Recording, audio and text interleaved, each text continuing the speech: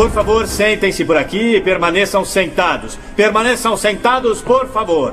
Vamos mostrar mais uma vez o que queremos dizer com a dilatação do tempo. O tempo não é fixo ou constante. O tempo ou a passagem do tempo é afetado pela velocidade e pela gravidade. Quanto maior a velocidade ou quanto maior a força da gravidade, menor é a passagem do tempo. Pai, pode resumir pra gente o primeiro dia de Gênesis?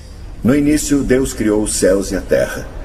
E a terra era sem forma e vazia. E a escuridão era a face do abismo. E o Espírito de Deus cobria a superfície das águas. E Deus disse: haja a luz.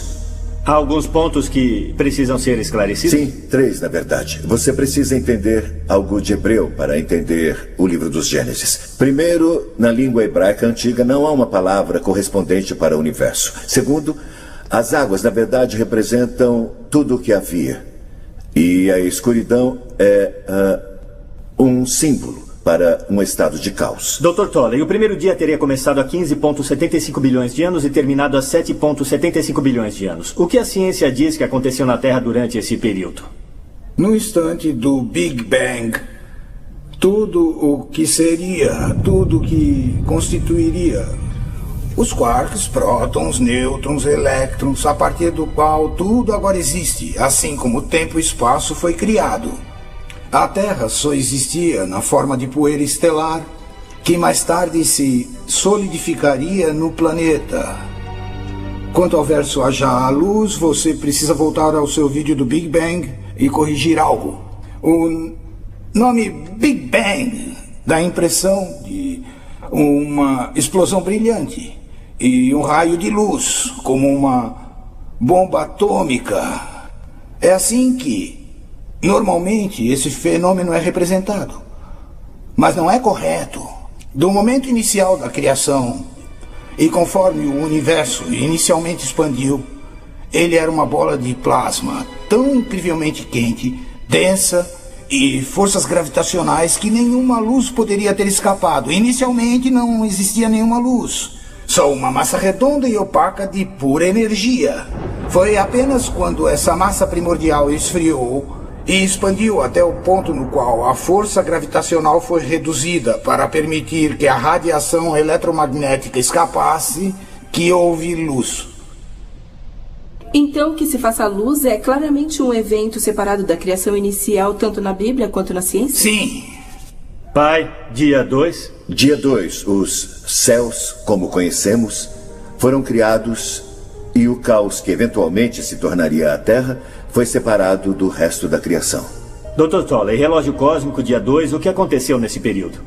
Nossa galáxia Via Láctea foi formada assim como o nosso Sol e o planeta Terra em sua primeira roupagem. Pai, dia 3. Os oceanos e a terra seca surgiram, assim como as primeiras formas de vida vegetal. Professor Campbell, estamos na sua área agora. O que a ciência diz que aconteceu com a Terra entre 3,75 bilhões de anos e 1,75 bilhões de anos atrás? Bom, há uns 3 bilhões e 800 milhões de anos a Terra esfriou, a água líquida foi formada. Em seguida, as primeiras formas de vida vegetal e animal, algas fotossintéticas e bactérias apareceram. Voltamos com você, pai, dia 4. Dia 4, o Sol, a Lua e as estrelas apareceram. Mesmo período, professor, 1,75 bilhões de anos e 750 milhões de anos atrás. Bom, inicialmente, na primeira parte deste período, a atmosfera da Terra era quase opaca. Então, com o aumento da concentração de oxigênio, a atmosfera teria se tornado translúcida. E então o Sol, a Lua e as estrelas teriam aparecido pela primeira vez na superfície da Terra. Pai, dia 5. Dia 5, a vida é criada nos oceanos e também os primeiros répteis e pássaros.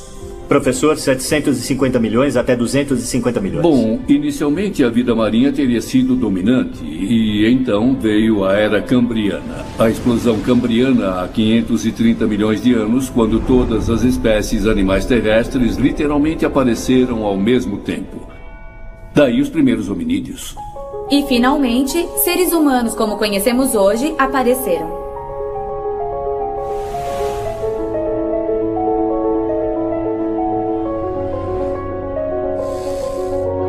Agora, não é verdade que no tempo em que Gênesis foi escrito não havia conhecimento de nenhum dos estágios científicos que você e o Dr. Tolley descreveram? Naquele tempo as pessoas pensavam que a Terra era plana.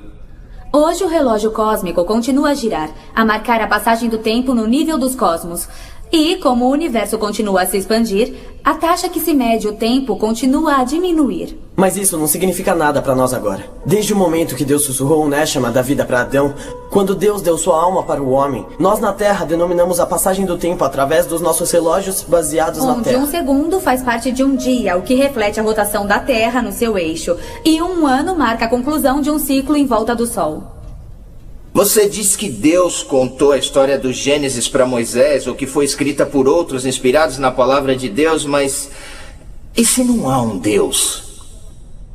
A ideia de que Moisés ou qualquer outro no tempo que o Gênesis foi escrito, um tempo que Bob nos lembrou há apenas um minuto, quando a maioria das pessoas acreditava que a Terra era plana, poderia ter criado uma história que reflete perfeitamente o que a ciência tem provado ser a verdade. Tudo de uma maneira secular. Acreditar nisso, para mim, de qualquer maneira, é mais difícil que acreditar em Deus. Então vejam só. A ciência e seus 15,75 bilhões de anos e os 6 dias da Gênesis estão em completo acordo.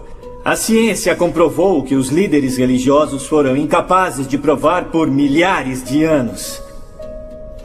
Falou como cientista que é, Mark. Mas, na realidade, a ciência só alcançou a verdade da Bíblia. A ciência simplesmente decifrou o código da Gênesis.